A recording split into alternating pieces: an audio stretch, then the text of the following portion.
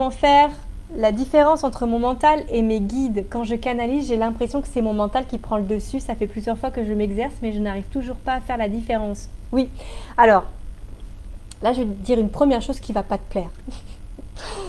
Ça, c'est la pratique, déjà. Première chose, la pratique fait que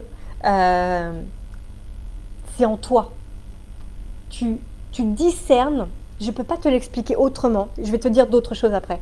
Mais la première chose, c'est ça. C'est la pratique fait que tu discernes en toi, quand ça vient de ton mental, du divin.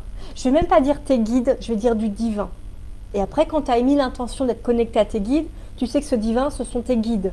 Tu émets l'intention de parler avec une personne de ton entourage qui t'a quitté, un défunt, tu sais que tu communiques avec cette personne. Mais je vais dire avec le divin, avec le monde invisible. Ton mental, le monde invisible. La pratique fait que c'est palpable en toi.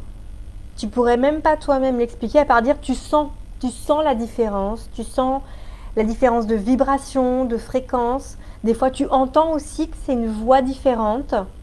C'est surtout que tu reconnais la voix de ton mental. Donc après, les voix du monde invisible sont différentes. Entre eux, tu communiques avec ton chat, avec un défunt, avec ton âme, les voix sont différentes. Souvent, la voix est différente. Donc elle change. Mais ton point de repère, c'est que par contre, tu connais la voix de ton mental. Donc tu sais quand il parle et quand tu sais que c'est le reste, c'est le monde invisible. Déjà, ça t'aide. Donc première chose, ça va pas te plaire parce que c'est pas immédiat, mais c'est la pratique.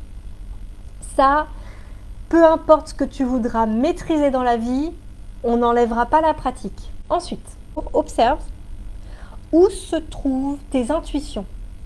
C'est ton mode d'emploi. Où se trouvent tes intuitions actuellement dans ton corps?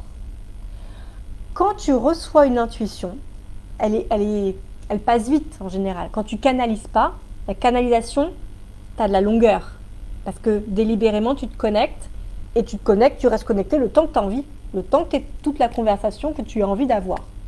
L'intuition, tu la subis. Elle est éphémère, elle vient quand elle veut, elle passe en coup de vent, tu essaies de l'attraper comme tu peux. Mais elle est là.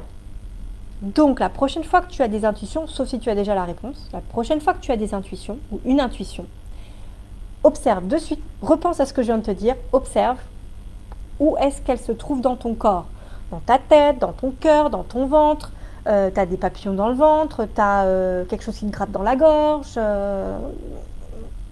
as ton oreille qui siffle, que sais-je, je ne sais pas. Donc déjà, différencie physiquement dans ton corps où se trouve ton intuition.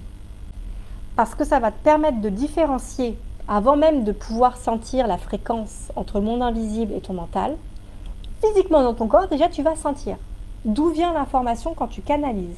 Tu vois, si tu ressens que tu as décroché de ton espace cœur et que tu es en train de te parler dans ta tête, tu sais que ce ne sont pas tes guides.